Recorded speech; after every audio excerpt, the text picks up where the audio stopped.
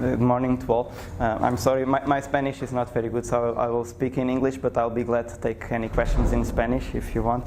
As Professor João Eurico said, I'm a rheumatology resident. I performed a review in gastroenterology field regarding biosimilars because this is a subject which interests me greatly. So just to briefly review for those who are not gastroenterologists, at present this is the biologic landscape in inflammatory bowel disease. There are TNF inhibitors, infliximab mostly, adalimumab, golimumab, and certolizumab only in the United States, so not approved in Europe. Also anti-integrin agents, namely natalizumab, which is also only approved in the United States, and vedolizumab, and more recently the anti-interleukin 12-23 ustekinumab. We will focus mostly regarding biosimilars on biosimilars of infliximab, as they are the ones that are most widely studied and for a longer time in the market also. So at present there are two biosimilars of infliximab approved in Europe. It is CTP13, also known by the trade names Inflecta or Resderamcima. It has been approved in 2015, and I'd like to stress right in the beginning, this is the only infliximab biosimilar which has clinical data published in inflammatory bowel disease so far. Besides, there's also SB2, which goes by the trade name Flixabi, developed by Samsung in Korea, which was approved in 2016.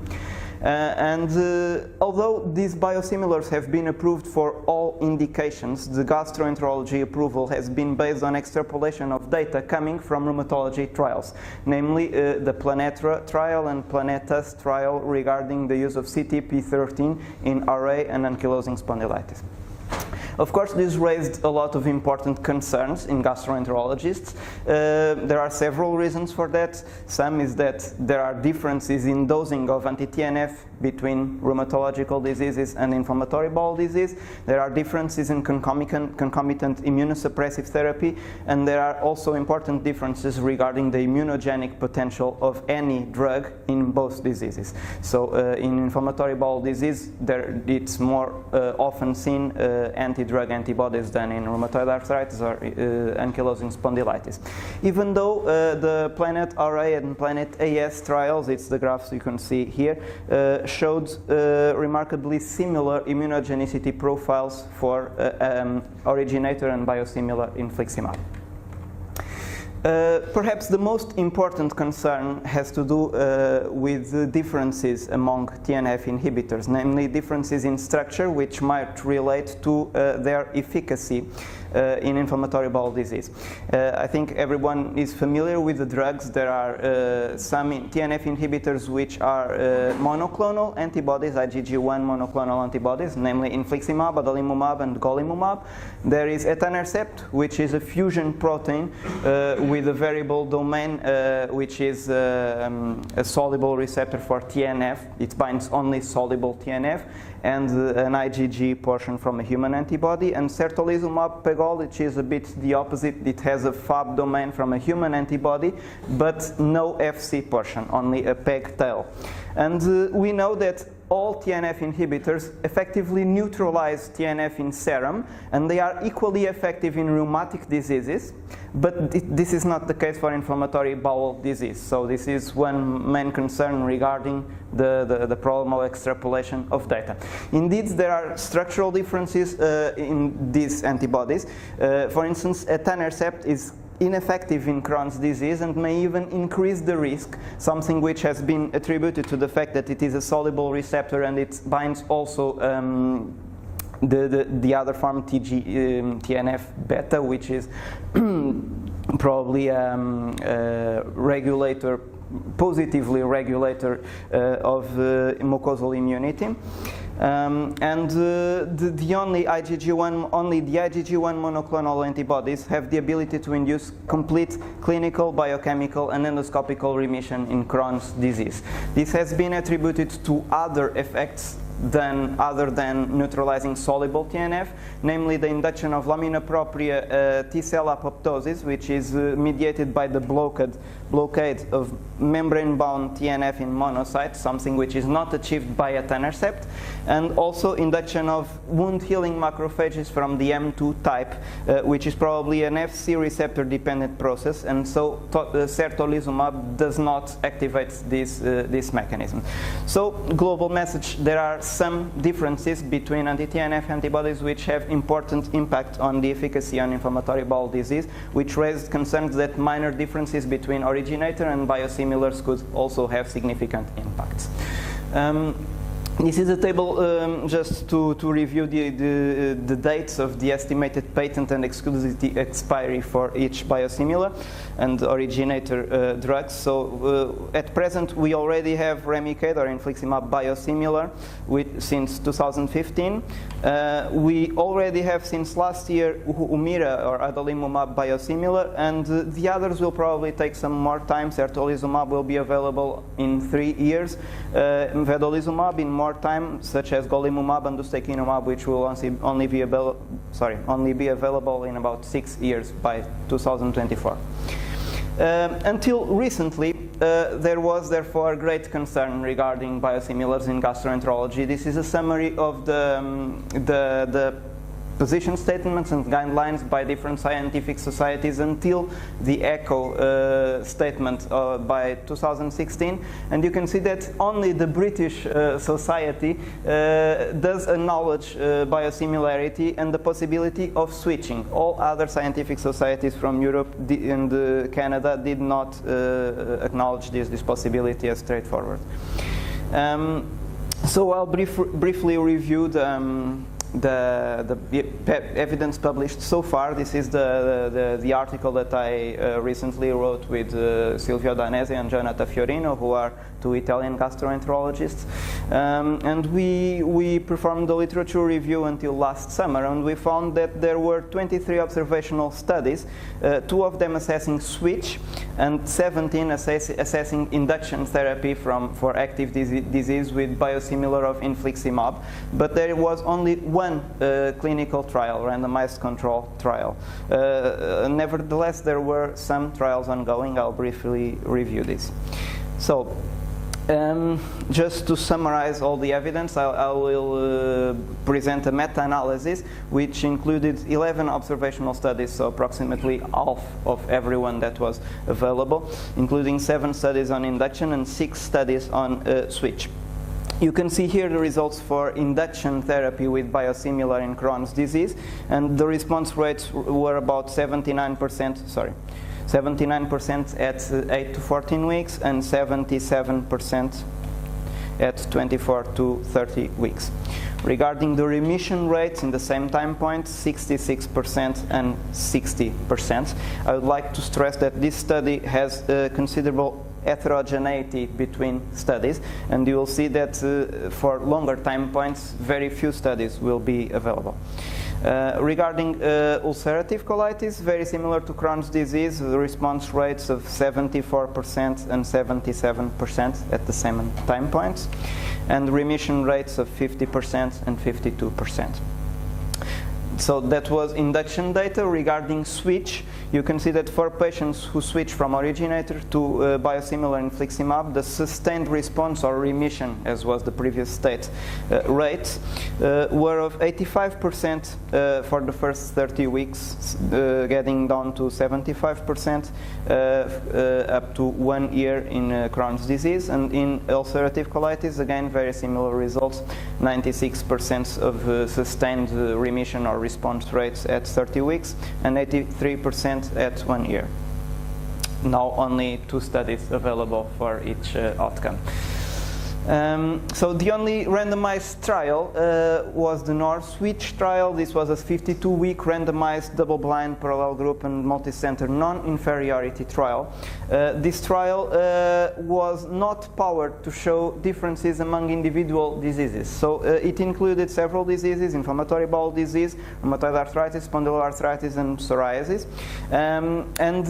Although the authors were actually able to show overall non-inferiority for infliximab biosimilar, this is CTP13 always, they didn't show the non-inferiority margin for individual diseases, and especially for Crohn's disease, regarding the primary outcome that they defined as disease worsening. This is Harvey-Bradshaw index and partial Mayo score, mostly clinical indices of inflammatory bowel disease activity. You can see that Crohn's disease is on the verge of inferiority even. So this is not completely reassuring, but when they looked for secondary outcomes, there were similar results for Harvey-Bradshaw index in Crohn's disease and for partial Mayo score in ulcerative colitis, and also similar results for fecal calprotectin, which was a more objective measure of disease activity. Regarding safety, there were around 10% of serious adverse events in both groups. There were no statistically significant differences between in originator and biosimilar infliximab regarding adverse events. You can see a very high rate of reporting of adverse events, as would be expected because this was a clinical trial. But actually, these were mostly non-severe infections, namely respiratory and urinary and skin infections, as we see with all biologics. Another important ongoing trial, which should be completed last year but is not published so far, is a randomizable blind trial to demonstrate non-inferiority in efficacy and safety of CTP13, again against Remicade, in patients with active Crohn's disease. So North switch was regarding patients with stable disease who switched from originator to biosimilar. Here we are assessing patients with active Crohn's disease, and what I find interesting about this study is that this is the perfect design to assess all problems regarding biosimilars, because there are 4 arms which are meant to prove interchangeability between originator and biosimilar drugs. You can see that some patients who are on infliximab will switch to CTP13, which is the biosimilar. Some patients will continue with Remicade, and the opposite will also be true. So they will pick up patients who began therapy from the straight beginning with CTP13, and they will switch them to the originator drug, and some will continue with the biosimilar drug. So we are expecting these results soon, and hopefully it will bring more reassuring data. Regarding observational studies, just one slide and some remarks regarding the largest cohort, which is the PROSIT Bio cohort. So far, only one study which was published as an abstract in a ECHO meeting, not even published in as a full paper, found CTP13 to be inferior to infliximab originator. This was in an induction setting, and they used historical matched controls, which are probably not that well matched in everything that was meaningful, because even though there were only 14 patients on biosimilar and 22 patients on originator drug, there were striking differences of 29% of those on biosimilar undergoing surgery and 80% undergoing hospital readmission versus none on the originator group and only 5% in the originator group respectively. So these results were not confirmed in further studies. All other 22 observational studies I quoted do not find significant changes in drug persistence, in disease activity indices, or even more objective measures like CRP or fecal calprotectin before versus after switch. Nevertheless, there is significant heterogeneity between studies, especially regarding induction studies because of different baseline characteristics of population. Some studies do not also have the same exact definitions of clinical remission and clinical response. But overall, at 8 weeks after the beginning 3 doses, we saw that responses rates ranged from around 40% to 90%, and clinical remission rates from 50% to 90%. Adverse events were very variable again, up to 90% reported, but overall these were similar to the ones reported with originator infliximab, and mostly non-severe infections as we found in the Northwich trial. Just one remark about the largest study, which is the PROSIT-BO cohort. It was not included in the meta-analysis I just showed you, so I'll present some separate data because really there are lots of patients. They included 547 patients, 300 with Crohn's disease and 234 with ulcerative colitis. They included mostly induction patients, 450, but also almost 100 switch patients. Among the induction patients, they also included 139 who had prior exposure to biologics. So these were the characteristics of the patients. Of course, there were some differences between groups. Group A was the induction naive, B was the induction previously exposed to other biologics, and C are the switchers. And you can see that both previously exposed patients and switchers, as would be expected, have longer duration of disease, more often are under combination therapy, and they are older, a little younger than naive patients. So probably overall more severe patients than group A. Yet they found that maintenance response rates were very similar than the ones to the ones I just reported in the meta-analysis. You can see they didn't even significantly differ between TNF naive previously exposure to other TNF inhibitors and switches. You can see that at 8 weeks there was an overall response rate of around 95%. Which goes to around 70 to 80% at 24 weeks, slightly less, of course, for those who were previously refractory to other drugs. And regarding persistence, also very similar results to the meta-analysis we just found into the Northwich trial. You can see that overall by 8 weeks, 98 to 100% are still on biosimilar. And by 24 weeks, this goes down to 80 to 90%. Again, a little less, around 70% in those patients who were refractory to previous therapy. Regarding safety, again, no particular concern. Around 12% overall adverse events. About 5% infusion reactions in most patients, but this rate was higher in those who were previously exposed to anti-TNFs, of course. And besides this, there were mostly non-severe infections in little patients. Of course, here this was probably underreported. Also, one word regarding pediatric inflammatory bowel disease. There is very few evidence available. Actually, the PROSIT-BO cohort included 27 children, but they don't report the outcomes separately. And there is a Polish study from 2016, including 32 children with Crohn's disease and 7 with ulcerative colitis. This was an infliximab switch study from originator to biosimilar. They had a mean follow-up of 5 months for Crohn's disease, for ulcerative colitis, and 8 months for Crohn's disease. And again, persistence rates were very similar to the ones found before, if we consider that all patients were in remission. So they didn't found significant differences in clinical disease activity after the second dose of infliximab. And they switched all patients who were not in remission, so persistence equals remission, which explains around 60% rates at half a month, as we saw before in the meta-analysis for adults.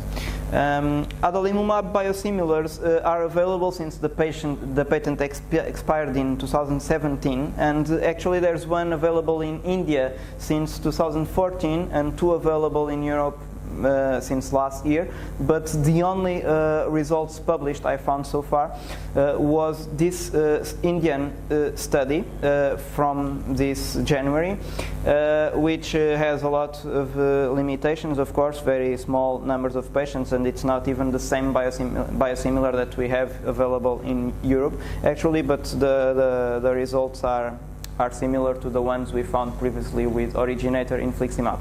Here they didn't have a control group to compare biosimilar with originator. And lastly, the other concern that frequently comes around when we are speaking about anti-TNF, in particular infliximab, which is the most immunogenic of all TNF inhibitors, are anti-drug antibodies. These are more often reported in inflammatory bowel disease than in rheumatology, as we said before. And they are also associated with worse response to treatment and an increased risk for infusion reactions. So, of course, this was an outcome included in many studies. And you can see that with adalimumab, with infliximab biosimilar, CTP13, the anti-drug antibody formation rate was about 10%, varying from 3 to 28% for induction therapy starting with the originator drug. This compares with the cumulative incidence of 25% for originator infliximab, which seems a bit higher, but we need to take into account that this was a cumulative incidence from many studies with a longer follow-up, and we know that the cumulative incidence steadily increases over time, not just in the first months, but even after half a year and even after 1 year of drug therapy. So we need to take this cautiously. Probably the anti-drug antibody rate is the same for infliximab biosimilar as it is for originator. We just don't have enough data for a long time to check it. And regarding infliximab switch, the same stable rates of anti-drug antibodies were seen for patients who already had antibodies, and they kept having. There were no new immunogenicity concerns regarding patients who switched to biosimilar. And interestingly, the anti-drug antibodies against Remicade have been shown to cross-react with the biosimilar of infliximab, CTP13. You can see here an amazing correlation of around 98% correlation coefficient Spearman's. And you can see also that these were neutralizing antibodies, because the patients who had antibodies did effectively neutralize the binding of TNF to TNF inhibitors. Similarly in originator and biosimilar, which are the two lines below, and this didn't happen for patients who did not have any anti-drug antibodies, and again this was similar for originator and biosimilar.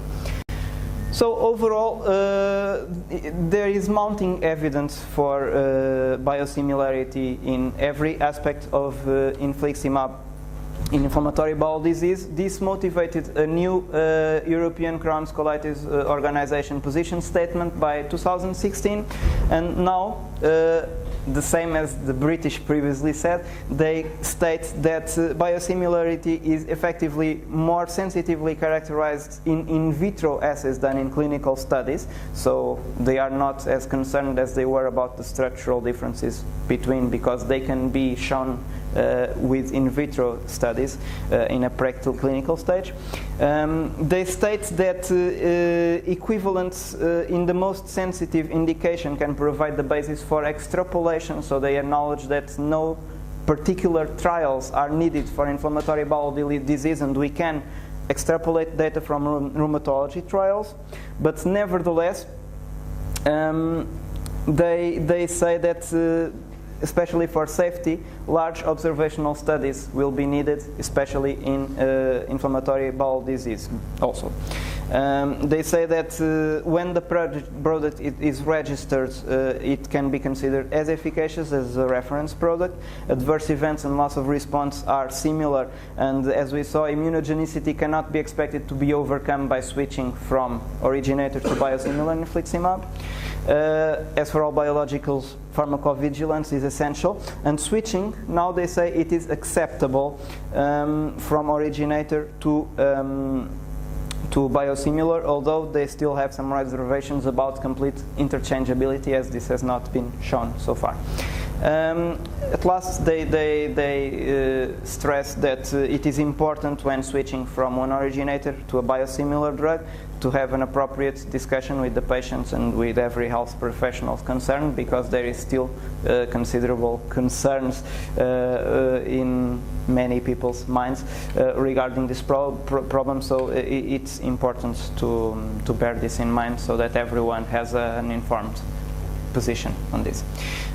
So to conclude, we saw that observational and so far very limited trial results are consistent with the results previously published for infliximab originator, supporting biosimilarity both in terms of effectiveness and in safety. There is a need for appropriate discussion between every health professional and patient, and these are data from a German survey of 2015 and 2016, which showed that only 40% of biooriginator patients who were not in need for switch because of a clinical reason accepted to switch to a biosimilar without reluctance. So this was a minority. And more than 80% of German gastroenterologists by then would prescribe a biooriginator rather than a biosimilar in first line if they were unrestricted. Probably these concerns will be diminished as open questions for the future are answered, namely the need for head-to-head comparison as the trial I just showed you, the question of interchangeability and possibility of reverse switching, and more clinical data for adalimumab biosimilars and other infliximab biosimilars which have absolutely no clinical data published so far. And that was all. Thank you for your attention. I'd like to take